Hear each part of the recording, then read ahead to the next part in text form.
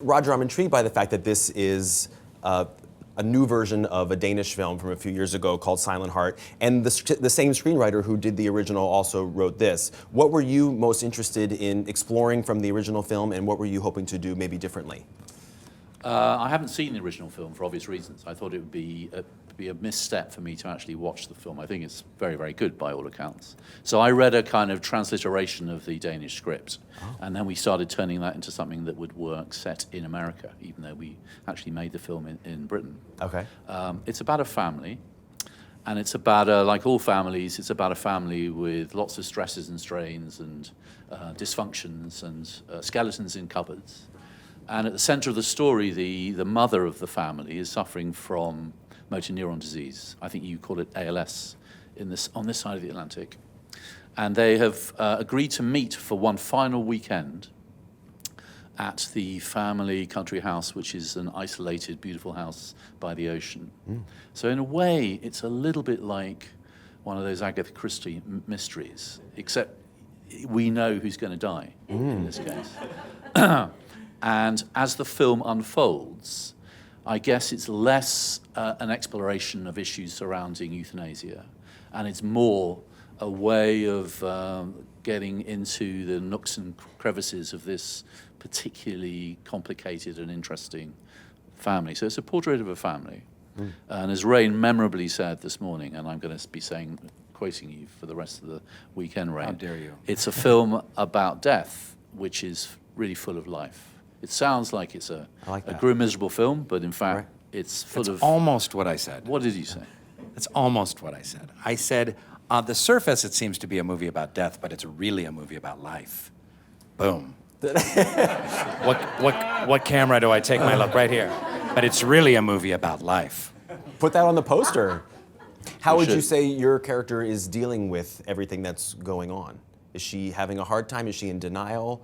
Is she trying to rally around her family? All of the above. I think that everything's in flux. I mean,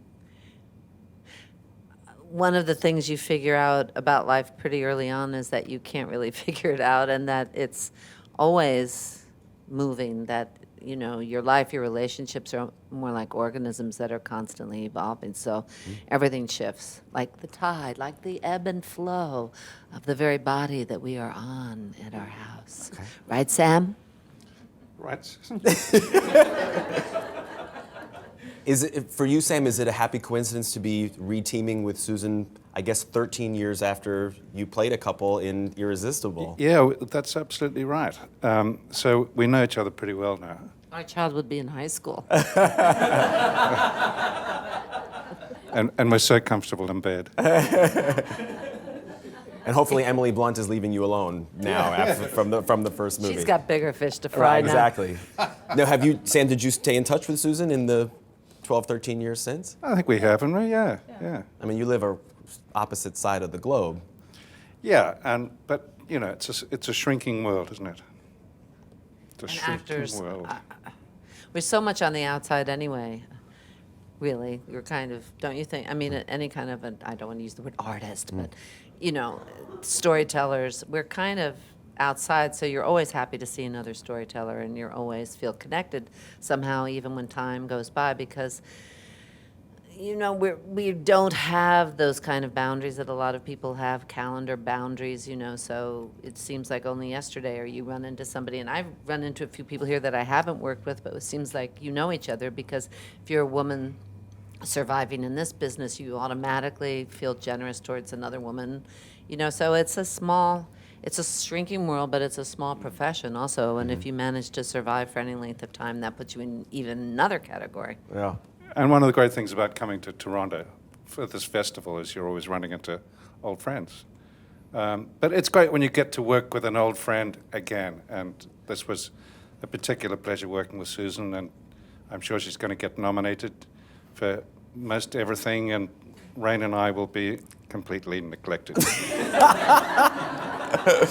I really hope so. Thank you, Sam. So your character has two daughters played by Kate Winslet and Mia Wasikowska. Rainn, how do you fit Glad into you the... learned how to. I still don't know how to say her name. Vasha, I took this job to learn how to say her name, and when I asked her, she was like, "I don't know." Right? Vashakovska. What do you Is say? is that correct? Yes. I thought she was a Warkowski. Didn't she direct The Matrix? Anyway. Rainn, how do you fit into the family? So my character is truly awkwardly.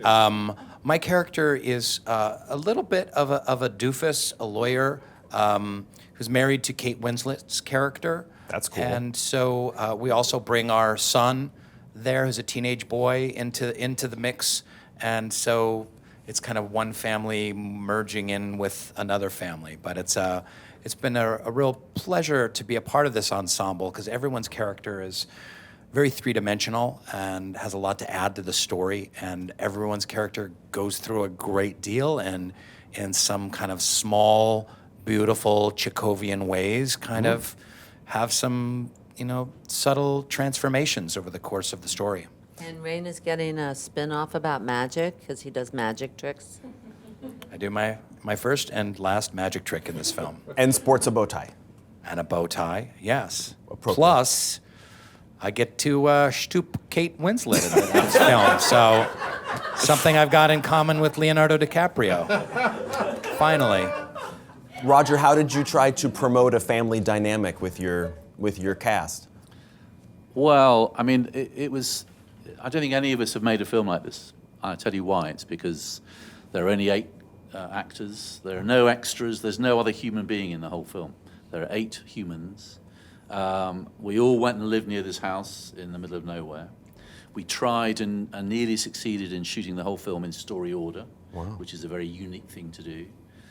Everyone was there the whole time. And so we kind of suffered from Stockholm syndrome. We kind of fell into love with each other.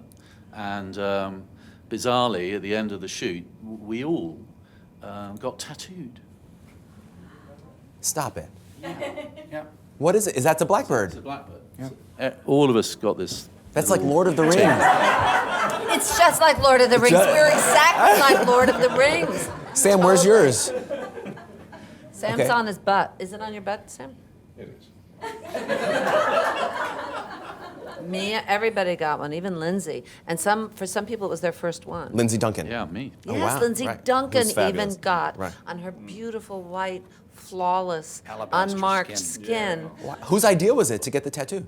Winslet, wasn't it? Was No, it you? it was mine, you? but she facilitated. Really? She had the tattoo person, but I said, "Oh, let's all get tattoos," and thinking no one would say, "Yeah, let's get." But it was tattoos." really symbolic of, our characters go on this journey of this story, but we as actors went on this journey that was pretty extraordinary. So the other thing Roger didn't mention is we got a week of rehearsals beforehand. So we got to just do read-throughs of the script and talk about the characters, get to know each other, kind of be on the same page. So, we went on this journey, our characters went on this journey, so what better way to kind of celebrate that than to get a tattoo? on Thanksgiving, which was when I died, on Thanksgiving. Wow. We had a big Thanksgiving feast with the real Thanksgiving stuffing and everything, the pies. Like a family. But in this pub in England, can you imagine? They had to research the whole thing. But first, everyone came to my house and we got tattoos. That's great. And people don't eat turkeys in England. They're pets. They don't have Thanksgiving where everyone kills a turkey, strangles a turkey. It's a horrible North American thing. Sorry about that, too, on behalf of North America. At the risk of making Roger cringe, just because I'm such a huge fan of his movies, can the 4 of us say what our favorite Roger Michell film is? Because for me, it's Enduring Love with Daniel Craig and Rhys Evans. Do you have a favorite? I didn't see that. Oh, you have to see it. That was here. That was at Toronto. Yeah. Thank you very much. That's one of my favorite films as well. It's so Yeah. creepy and great. What about Creepy? Yeah. What is it about? Basically, kind of like a stalker. I mean, Rhys essentially is a stalker of Yeah, Daniel he Craig. is a stalker, It's yeah. also about hot air ballooning, amongst other things. It's great. It's about whether love endures. The title has 2 senses. It means enduring love, putting up with being loved. And it also means, does love itself last? Ian McEwan.